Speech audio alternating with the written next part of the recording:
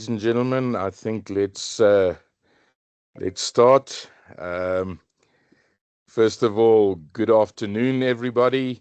On behalf of WASA, it's really a privilege to have you here with us. And today we gather around one simple but yet very powerful idea, and that is that South Africa can only thrive when wellness becomes a shared responsibility between our workplaces, our communities, and our nation. We will explore wellness and innovation, um, how it can unite to build stronger, more resilient workplaces.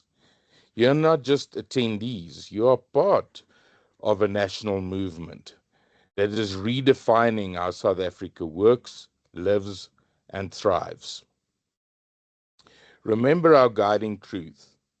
Workplace wellness is not an event, it's a way of doing business. Before we begin, a few reminders. We ask you to please use the chat functionality to raise questions and make comments. We will respond to all your questions individually at the end. Please also allow me to share our work in terms of the workplace wellness ecosystem. Our current focus is on the wellness wheel and the 8 dimensions of employee wellness. Our future work will expand into the workplace wellness ecosystem with 4 wheels or pillars, namely employee wellness, customer wellness, company wellness, and community wellness. All are interconnected and all are vital to sustainable growth. Why are we here? Because there is a clear and urgent need for collaboration and research to bridge the gap in workplace well-being.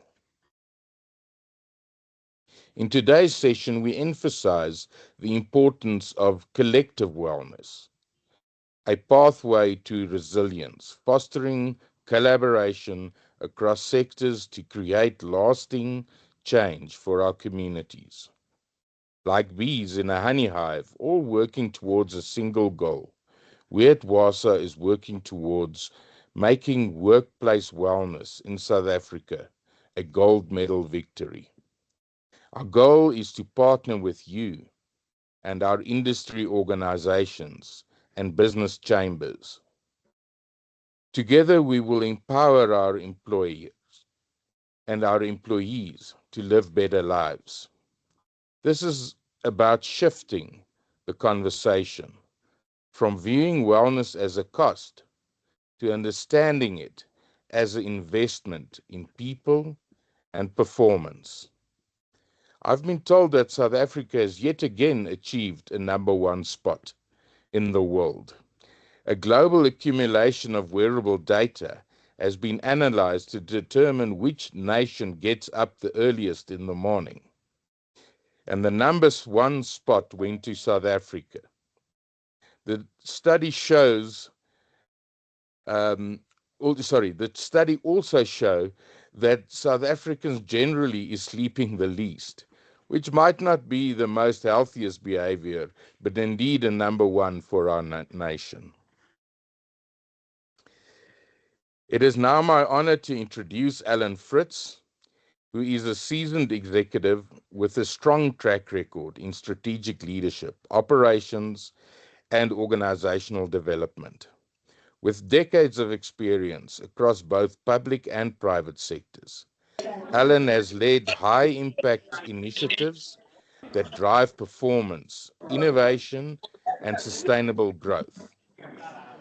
He is known for his ability to process, align people, processes, and technology to deliver measurable results.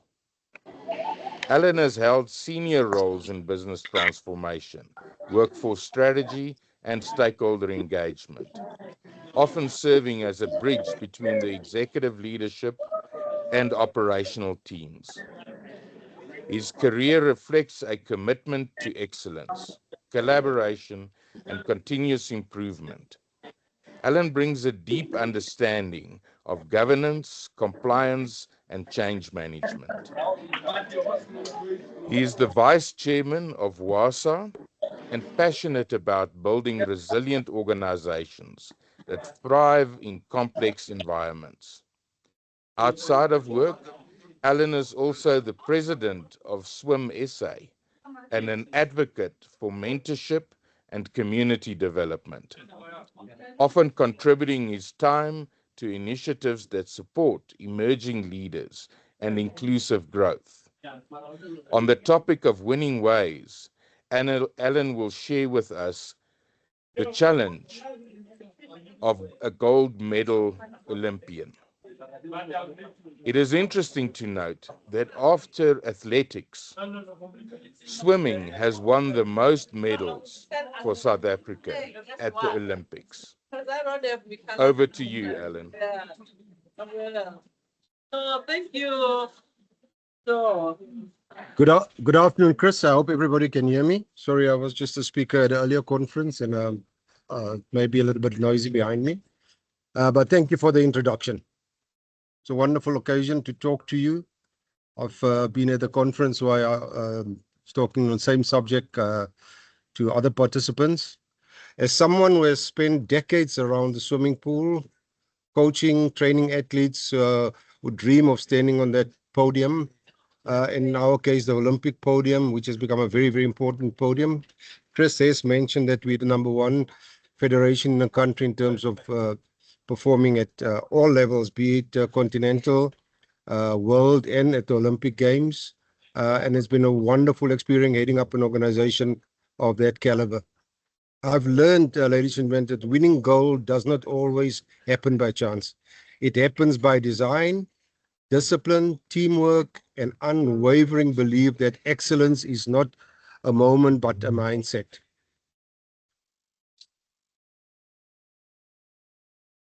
Today, I want to draw parallels. South Africa can win the world's first Workplace Wellness World Cup. What does it entail? What if, just what if, just as we have produced Olympic champions in the pool, athletics, rugby, and so on,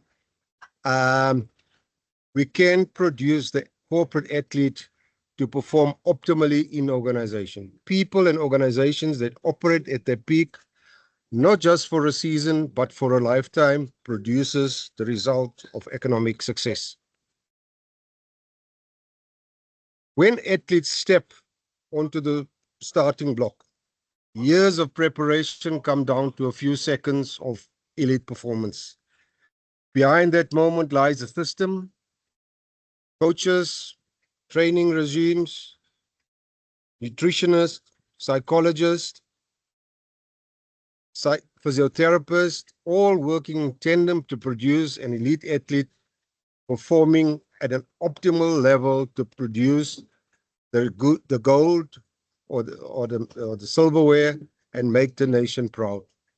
We have seen this over the weekend. I spent some time with Women in Sport Trust, where they fund a number of high-performing athletes, and you can just see the mindset of these athletes are very, very focused. Ladies and gentlemen, let us talk about the corporate athlete, a concept that reminds us that the human being sit at the desk is it's no different from an athlete diving into the pool or doing sprint on an athletics track. Both require energy management rather than time management, recovery as an athlete in terms of strategic performance, purpose and as a resource of motivation and mental preparation. In elite sport, we know that rest or recovery is as critical as training is. Recovery does not mean weakness, it means renewal. Imagine if South African workplaces understood this. If recovery, resilience, and rhythm become part of a national work culture, that is how we build a nation of corporate athletes or workplace athletes. That is how we compete for gold and produce the required results in a business context.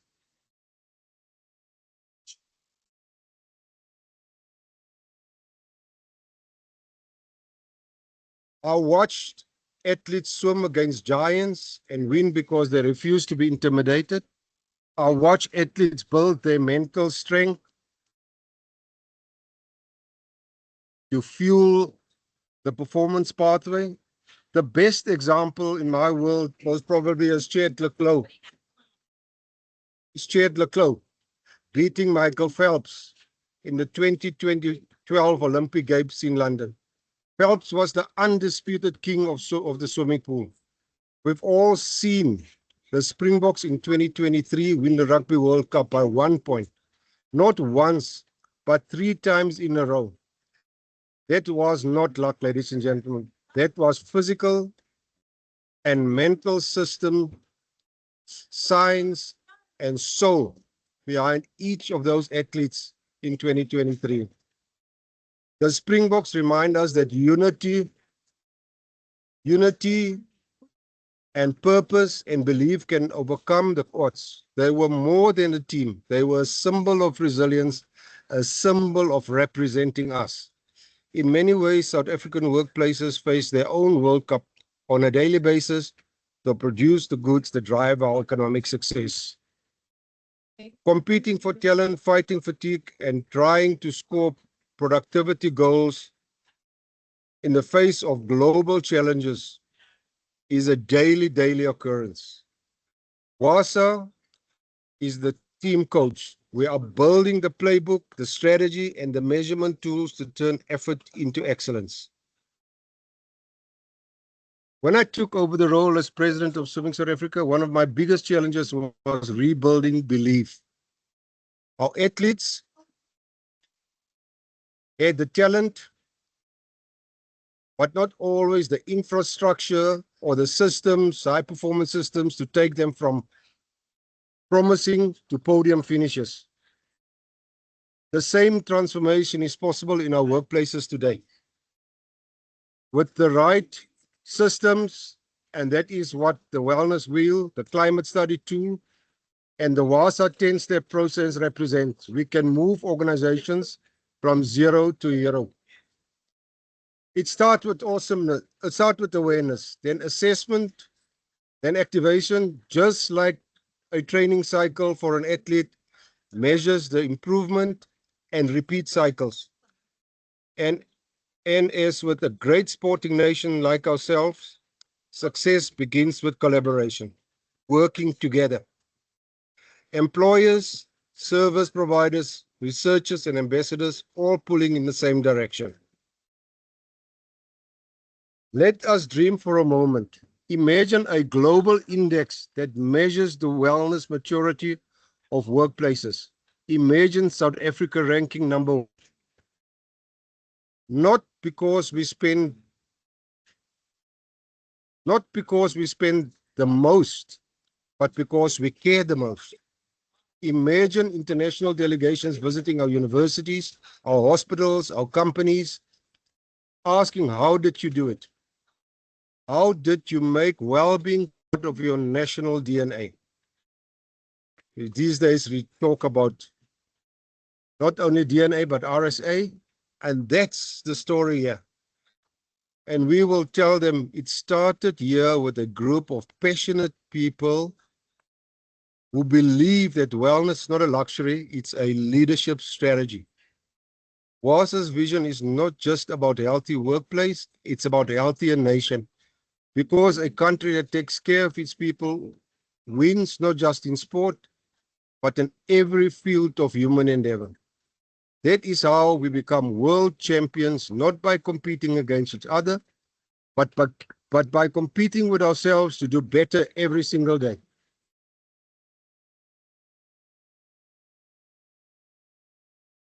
So, ladies and gentlemen, I leave you with the thought, every time you invest in an employee's well-being, you are not ticking a box. You are training an athlete, you are building stamina, you are directing focused strategies and resilience that drive skillful workforces into the fabric of our workplaces or our organizations. Every survey completed, every wellness initiative launched, every partnership formed, it is more than a lap in the pool. One more step towards that gold medal. And when we finally stand on that podium as a nation that leads the world in the workplace wellness, it won't be because of one hero, but because of thousands of us working in one common direction as a team. Together, we make South Africa the world wellness champion, a nation of corporate athletes running the race of life with energy, purpose, and pride.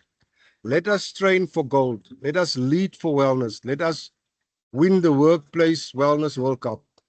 I thank you, ladies and gentlemen. And Chris, back to you.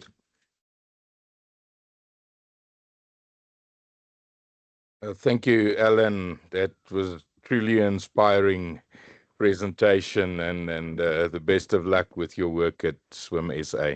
Right, our next speaker is Dr. Nomonde Mabuya, who is a respected South African, sorry, just give me a moment there, who is a respected South African medical specialist in digital health and digital health innovator. With over 30 years of experience, he has led advancements in electronic health. Sorry, Dr. Nomonde, I think we're challenging each other to take control. I just want to quickly introduce you. Um, with over 30 years of experience, she has led advancements in electronic health records, remote patient monitoring, and improved healthcare success. Her background spans occupational medicine, strategic marketing, and corporate wellness consulting for top companies. A passionate advocate for women's empowerment, she's founded the Women's Sport and Entrepreneurs Trust, supporting athletes and micro-entrepreneurs. She has lectured at the University of Pretoria and co-authored national health guidelines. Her work bridges healthcare, leadership, and social impact with lasting influence. As a member of the WWASA board, Dr. Nomonde's voice in the boardroom often reminds us to triage. We will learn more from her about using AI to triage. Over to you, Dr. Nomonde. Thank you. Thank you, Chris. I just want to check if I'm fine. Thank you so much, Chris. Thank you, Alan. Thank you to our webinar attenders. Artificial intelligence, we call it AI, is revolutionizing the wellness landscape. It's helping us to integrate advanced technologies into the healthcare practice. And it's also helping us. It's really becoming a game changer in many ways. And I'm going to hope to share a few examples so that we can then see where can we start learning new ways of doing things. AI is providing innovative solutions that empower individuals to take charge of their well-being. The integration also fosters a more holistic approach, ensuring that technology complements what we know or what we aspire to be. So an example would be, just a practical example in wellness is that we do use AI in screening.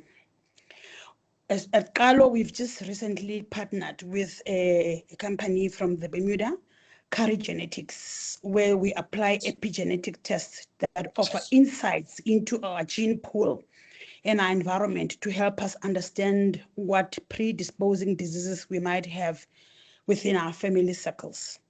So that's through the tools that are now available. This helps us to identify disease risks. It helps us to track treatment responses to maybe oncology or any other agents or medication that we could be using. We also use these genetic tools to assess our aging, our longevity. It also helps us to analyze biological age and also helps us to analyze age-related changes within our body. So that's really where the value is coming in. Starting to get into frontiers that previously were very expensive and we couldn't sort of do it. What is helpful about the new developed tools that they are not very, very expensive in terms of costs. I think in the past, we used to take blood, send them to the lab, and there would be a huge charge to it. But AI is helping us to do drug discoveries and even testing much more quicker. We are doing smarter diagnostics now. We are not necessarily having a specific application in the mental health space, but I do want to mention that AI-driven chatbots and virtual assistants do provide a lot of support and resources for mental health issues. Mental health is big. So whatever tool you bring to the workplace, if it doesn't have a mental support angle, normally it does create problems. The only sad thing that we're seeing is that adoption to use AI tools is still slow. So that's really the big challenge in the workplace, in the wellness screening side of things. But I do want to mention that with disease diagnosis, we have these AI-powered diagnostic tools that help us to detect diseases early and more accurately, and that also helps us to intervene early instead of waiting for long. And big applications in my space would be in the X-ray spacing, where these AI tools can accurately diagnose what is on the X-ray, on the MRI scan very quickly. It doesn't really need highly skilled people to sort of get a diagnosis quick. Making is that we do get a big benefit of predictive analytics, where through the big data we can analyze trend and highlight exactly what the issue would be. So that's a big area that is really growing in this space. I think the biggest issue is just that adoption. People are a bit skeptical at this stage, but I'll come to why maybe people are a bit slow in terms of adopting AI adoption in the workplace or in their wellness space. It also is allowing us to tailor-make personalized interventions. Once we know what is wrong through the identification, the algorithms, and also with the screening tools we have, we can offer very much personalized interventions. And what is important with the telehealth and the connectivity, AI allows us to increase access to healthcare. You don't have to be in South Africa to get access to care. You can be anywhere as long as you have connectivity, and we can connect with you remotely. The access is really a big plus of what the AI tools allow us to do. Next slide, Chris.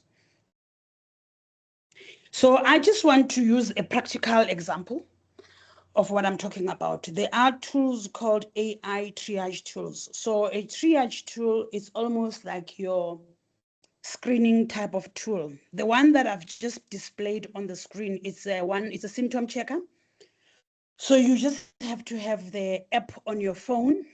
And this one is voice to text, the one that I'm specifically displaying. We've got one which is not voice to text, but what seems to be popular is the voice to text. So essentially the patient has a conversation with the symptom checker, the actual AI triage tool.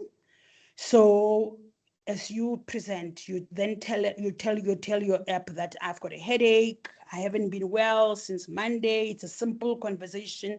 It will also ask you questions, and that messaging as you speak to it. So that's really what happens, is that whole message becomes converted into a specific format, which will then basically arrange your symptoms into history in terms of what you have basically shared, the subjective side of things, which will tell you that this is what you complained about. And there'll be like an assessment of sorts that also happens. And then it then also goes into the objective side. And then it then takes the notes that you've done, it then transcribes it into a proper digital record. That record is very helpful because it saves time. It can be used by nurses. It can be used in crowded emergency departments. And because it triages, it helps to prioritize who is urgent, who is medium risk, and who is low risk. Then it also helps us to predict, to allocate our resources correctly. It helps us to plan the human resource. At peak time, you then know how to plan your emergency department. How many people do you need so that you can manage your emergency department better. So it's a very practical clinical tool that can be used by both nurses, doctors, and the clinicians or any other healthcare worker, especially in a situation where you need to prioritize and allocate your resources accordingly. Next slide, Chris. We also are in an era where we can offer patients care at home, commonly known as hospital at home. This is really how we do things. Essentially, a care team can visit a patient at home, and that could be a nurse who will then set up the whole tech in terms of putting a sensor. I've just given you an example. You can put a sensor on a chest, and this sensor helps us to, this is a medical grade sensor. It's not any other grade sensor. We can monitor your vital signs remotely in the comfort of your home, and it gives us 24-hour monitoring and support right in the comfort of your home. And some of the parameters that we can pick up, it's mostly your vital signs, but also you can monitor your ECG, your heart rate, your respiratory pulse oximeter, and you can basically also integrate it with other wearables so that you get a complete picture. If you want to know the glucose, the blood pressure, the weight, all that, that's really the comfort of what tracking a patient's health metrics helps with, and that helps for early intervention. All this can be done real time. Next slide. Right, ethical safeguards for human well-being. I think this is important to talk about. These issues around bias and discrimination. The algorithms sometimes have not been tested on all people, so we need to be mindful of the fact that this needs to be as diverse. The population that we are using, especially the algorithms, needs to be diverse. So whatever we do needs to be safe, needs to be ethical, and we can't necessarily force people to be into it. And more importantly, issues around data privacy are key, data security, very, very important, and also to help people through the change management process. You can't necessarily come to an organization and expect everybody to adopt this overnight. People are scared they might lose their jobs. It's important to then make them aware that this amplifies their jobs. It can never replace the empathy or the hug. If you have to disclose bad news to anybody, it's always a human being who will do, and there's always a concept called human in the loop. So empathy, compassion, that can never be replaced by the AI tools. And I think it's important that when we do a change management process, we always give that comfort. People who are rejecting it are not necessarily going to be keeping a competitive edge, but people who are embracing AI or who are adopting it, it will definitely enhance how they do their work. So because it does drive efficiencies, it improves your workflow. So the issue is, don't impose it, work with the people, make sure your guardrails are in place, and the issues around ethics and all that is in place. Next slide.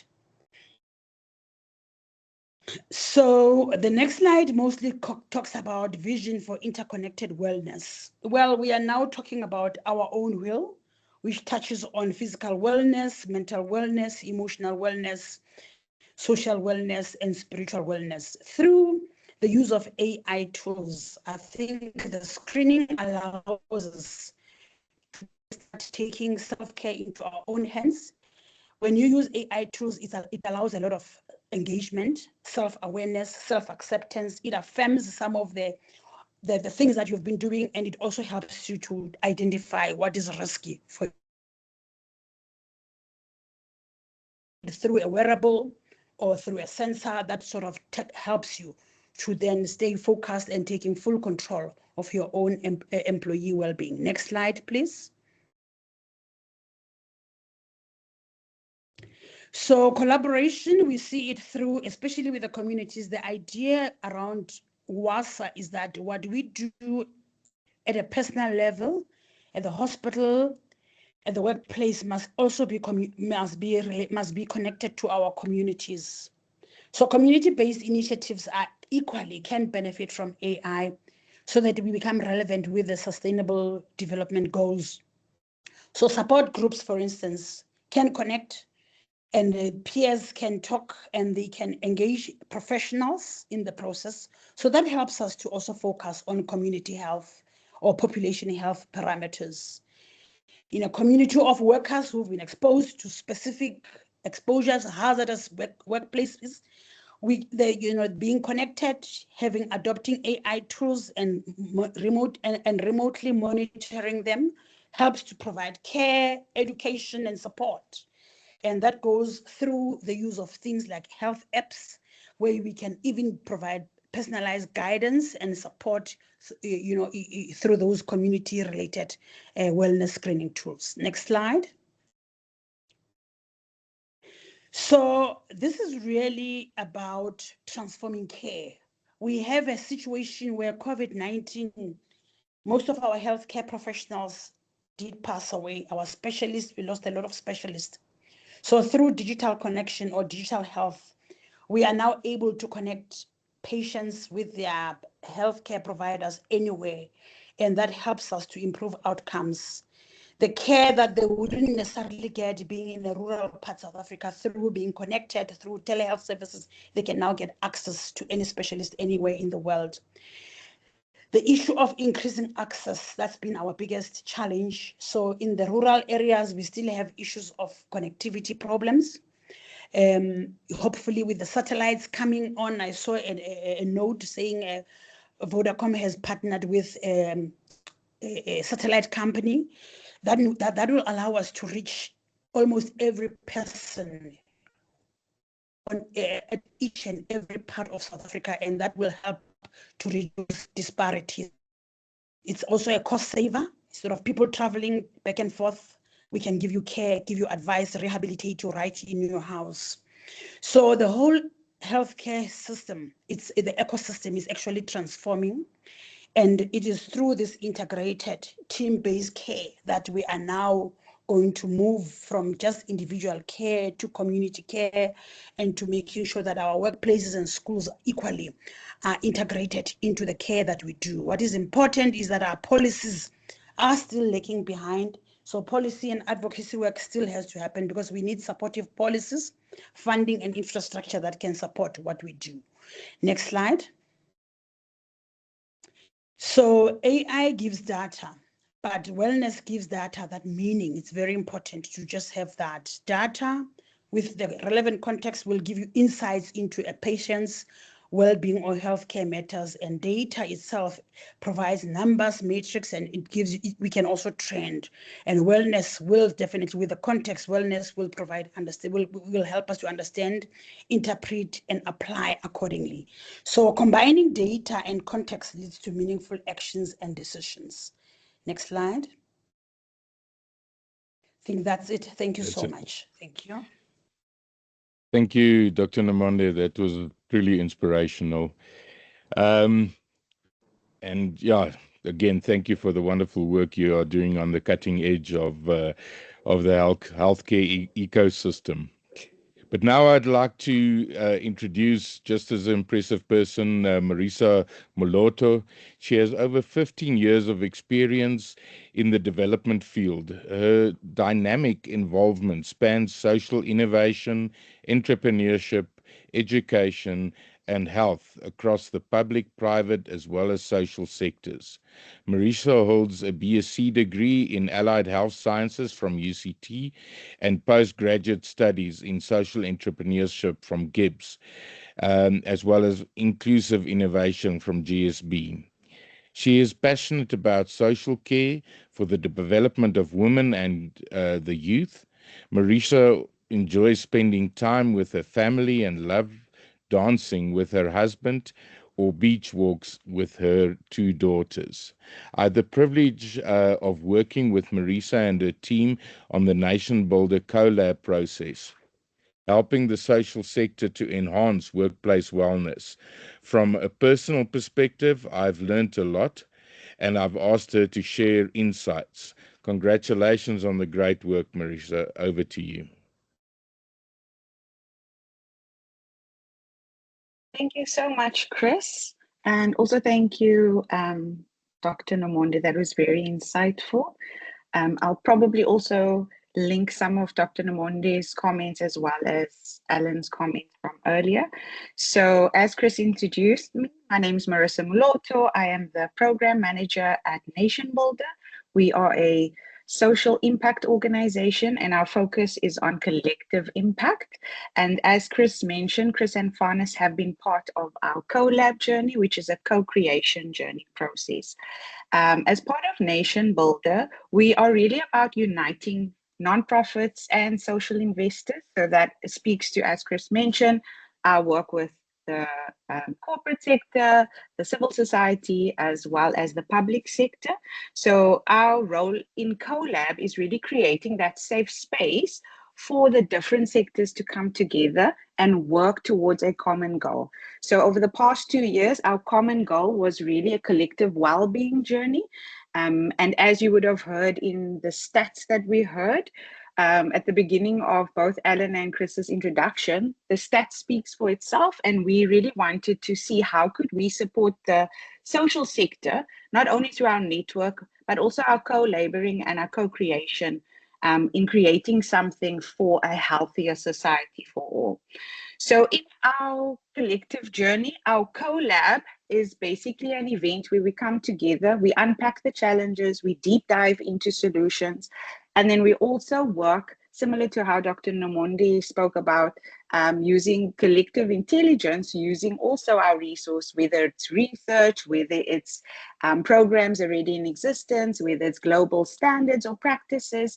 We really wanted to cultivate wellness and a focus on health and resilience to make sure that our social impact leaders, our social impact organizations, and what would often be called our frontline workers or our field workers that are really addressing challenges.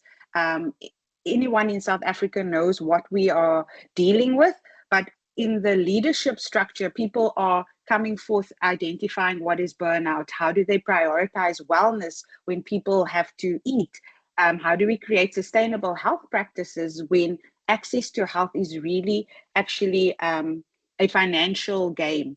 So together we identified, not only through our stats, but also through unpacking with our leaders, what are the challenges in the sector. And that challenges is not only linked to, everything is government's fault or, we need more finance, but what are actually our staff struggling with? What are our beneficiaries struggling with? What are our stakeholders struggling with? And Nation Builder then created a collab working group, which was really a group of volunteers. So these are volunteer CEOs, volunteer impact CSI managers, just volunteer leaders to see what could we do and what is the research telling us. So as Dr. Namonde said, using data-driven decision making to actually co-create what a health and wellness program could look like. So as mentioned, the collab working group identified that we are struggling with burnout in the social sector. We have chronic stress, high turnover of staff, low morale, often shown up as presenteeism. So they're not even staying absent, they're being present, but they actually cannot function at work. And so we were looking at what are the challenges, and some of the challenges was also, the access to data, access to structure and funding that would allow wellness practices to come out in the community as well as in the workplace. What were identified as organizational needs, not just individual needs, was also looking at what is a measurable way of showing wellness and growth or health. What is a scalable wellness tool that is not just, I always use my favorite example, when you don't only have a team building and a fun activity, right? That's supposed to help with wellness, but you also have the health sector coming over and then they're taking your blood pressure, and then nothing happens after that. But what would be measurable and scalable wellness tools that people could use within their organizations, no matter how big or small, and also no matter what the level of your staff. And when I say level, the CEO to the lead volunteers to field workers, social workers, anybody could use this tool. So through our research, we really identified and defined wellness as a holistic approach. So the research really shows that an individual's well-being and life are actually influenced by interconnected contributing factors, and that overall your well-being and the well-being of an individual is influenced by this interconnected concepts of wellness and wholeness. And so this really influences an individual's quality of life, happiness, and longevity. So our co-creation space in the collab, all the leaders plus our collab working group identified 7 domains of wellness, which included spiritual, environmental, mental, physical, vocational, financial, and social. So not one element being the focus, but actually looking at holistically what does well-being look like for an individual, and then also for the organizations these individuals are working in. We had, through our 2-year collab journey, where we focused on wellness, we had reports after every collab, after every deep dive into the research, after every co-creation process, a report. And out of our reports, the summary really showed that we not only need to have right thinking, we also need to have right doing. And so that speaks a little bit to Dr. Nomonde's one of her last comments around the policy often doesn't match what the practice needs to be. And so how do we create those spaces where we're not only thinking about what's right or we have it in our policy, but actually we're practicing and we're encouraging what needs to be done. So for example, knowledge dissemination. Are we sharing knowledge within the organization or within our communities and spheres of influence? Because obviously in the social sector, our leaders are really working at varied levels as intermediaries when it comes to social impact work. Are we co-creating and collaborating so that we're not reinventing the wheel or starting from scratch? Are our leaders committed to this transformation of a wellness and a health journey? So that speaks to, again, is there a policy? Are our leaders following the policy, and are our leaders encouraging the staff to also follow through with their practices? An example I can give is that Ellen was speaking about having rhythms of rest. And so even in our organizational calendar, Nation Builder has built in rhythms of rest in our calendar where we do not have any external kind of events or any external stakeholder engagements that are high on our priority list, but we build in rest time even with our calendar, including in our staff HR process with regards to leave. If we have monitored that you have not taken your leave, then sometimes we will have those conversations with you, whether it's in our one-to-one conversations or our personal and professional development conversations. And where actually the leave policy also enforces that if you have not accepted leave, but you have gained your long service, then you are actually eligible for a sabbatical period, just to make sure that you are taking, as Ellen mentioned, the time to rest and restore so that you can carry on doing great work. So that speaks again to organizational policies and initiatives, staff engagement and development. So another example is in Nation Builder, we've got something called a wellness wallet, which is a little financial payment over and above your salary, which is meant to be contributing to your wellness journey. So in our personal and professional development dialogues, we actually ask you, what are you using your wellness wallet for, whether it be physical, mental, vocational, any type of well-being and holistic development.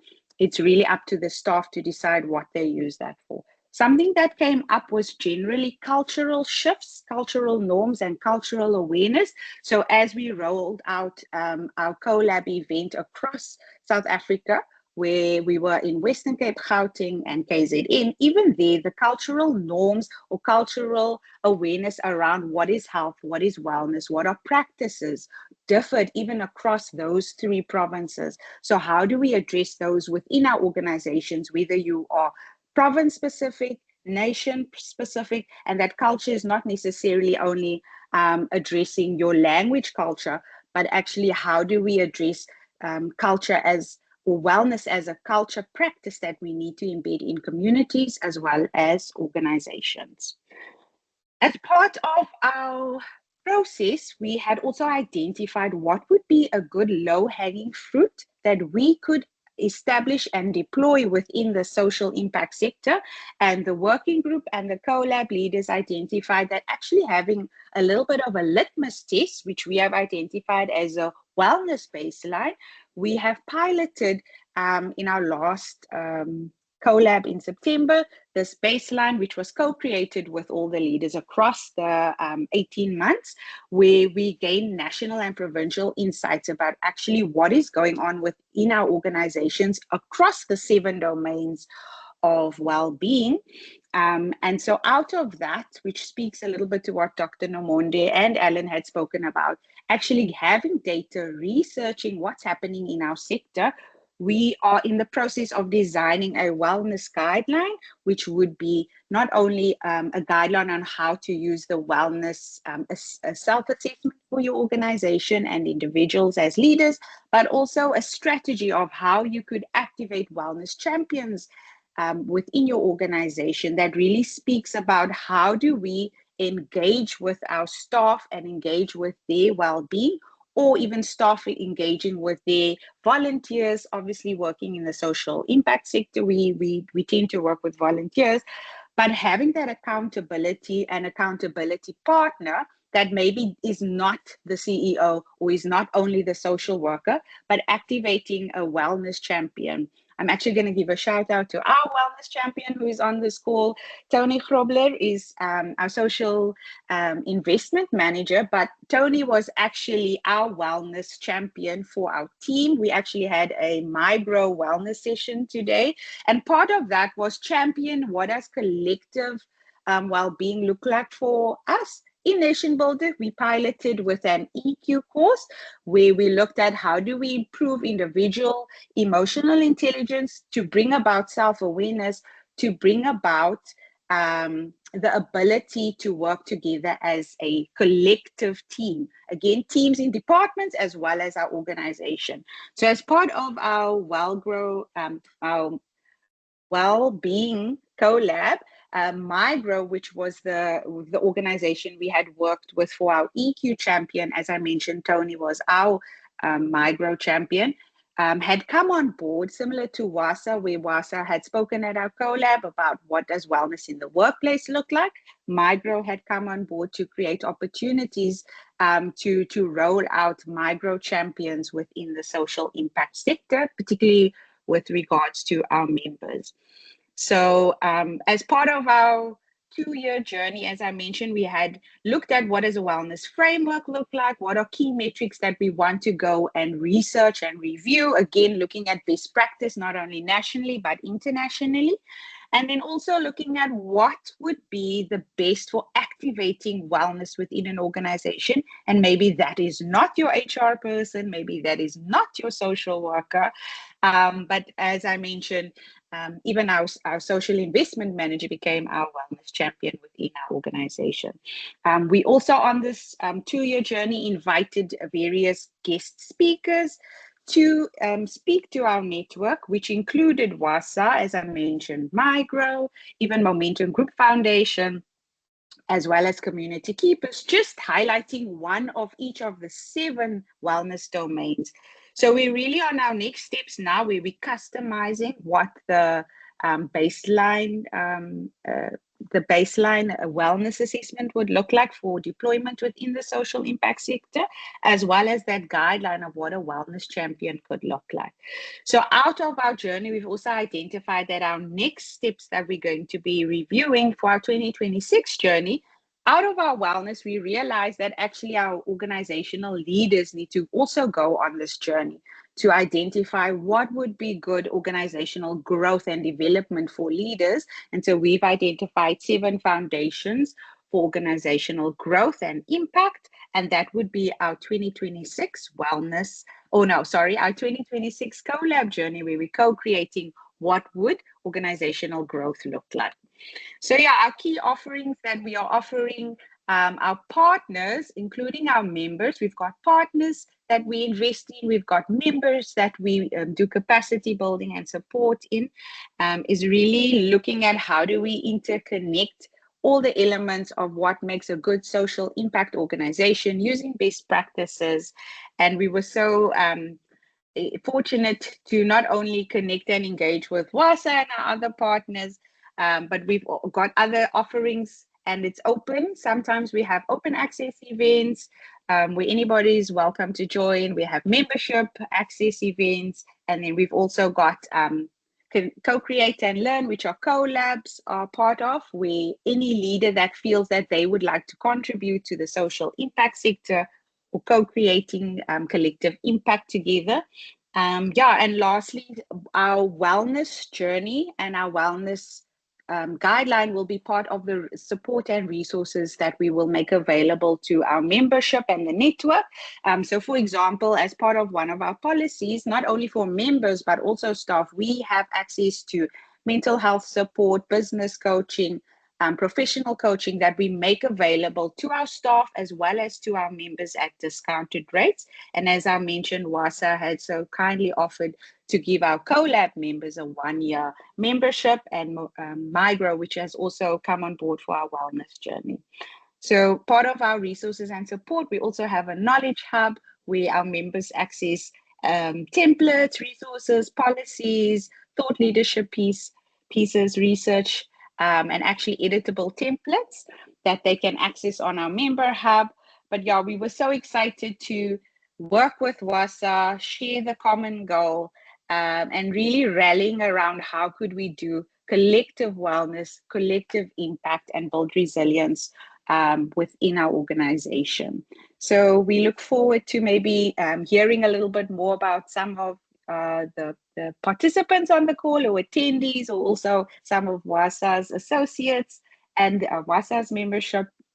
But yeah, I will hand back over to Chris, but you can find out more about what's happening in the life of Nation Builder on our social media, if you scan the QR, or on our website, nationbuilder.co.za. Thank you so much, Chris. Over to you. So thank you. And Marisa, if I understand correctly, you are also working to take this into the publication zone. So we looking forward to that, and Yes. the Ubuntu work you're doing there. Yes, can I just speak to that point? So Yes, please. you would have seen that Chris and us also had the B theme going. So it was part of our membership where one of our network members actually identified she was going on an international training course, and she realized that there was this wealth of knowledge in how even bees co-create together. And so that gave a little bit of insight into our theme of the wellness journey of co-creating and the interconnectedness, not only of the 7 domains, but of the hexagons and how it builds this honeycomb and this beehive structure. And part of that is we're going to take the case study of our collective journey of co-creating well-being and resilience within the social impact sector. And as Chris mentioned, we are going to be published in a Ubuntu leadership textbook, focusing on collective resilience and wellness in South Africa. So thank you for contributing to that, Martha. Thank you, Marisa, and thank you for reminding us that we need to be a community of bees to make honey. This webinar is aimed at industry associations, employer organizations, and business chambers, as we mentioned earlier. And in my view, these organizations can be described as the beehives, requiring many worker bees to make it work. I would also like to remind you of the success Australia had in promoting workplace wellness through their industry organizations. WASA now would like to invite you and your organization to partner with us. Together, we will make a difference in the lives of your members, the productivity of their employees, the profitability of their companies, and to the benefit of their communities. It is easy to register with WASA at no cost for your organization. Please visit our website, go to stakeholders, and click on the Read More button under affiliates. That's if you're a business chamber or association, and submit your details. All the collab members are also invited to register as employers. Go to stakeholders on the WASA website, click on read more, and and click the button under employers. Submit your details, but do not complete or sign the debit order, as your membership will be free for the first year starting on 1 January. So please make use of this opportunity. Um, and that brings us to the end of this webinar. Um, Thank you for being part of the workplace wellness movement. The floor is now open, and please raise your hand if you have any questions. And if I may ask the presenters maybe to just switch on their cameras, and we'll go from there. I see Portia has got a hand up. Farnes, is everybody unmuted? Or Portia, just unmute if you don't mind.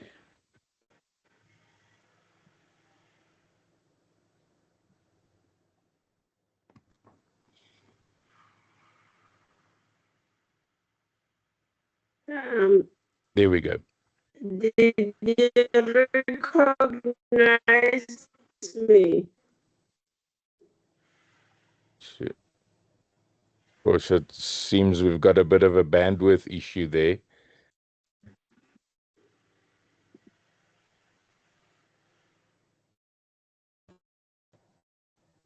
Any other questions, perhaps? Anybody?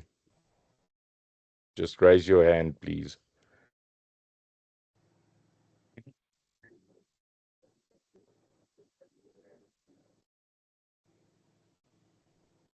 Well, ladies and gentlemen, I see there is in the comment section quite a few participants that asked for a summary. We will make a summary of the webinar available to you, and the whole webinar will also be placed in the coming days on YouTube. We'll inform of the link there. And I think really, if I can maybe as concluding words, thank the keynote speakers, Alan Fritz, Marisa, Dr. Namonde. Wow, it was really excellent messages. It's wonderful to see South Africans performing. Dr. Namonde leading the healthcare technology front.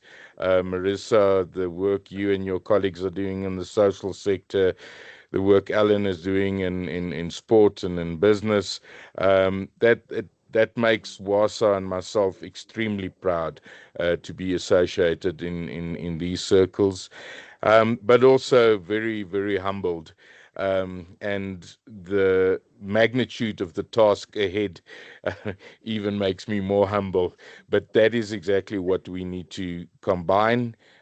Collectively, we can be so much greater than the sum of the parts.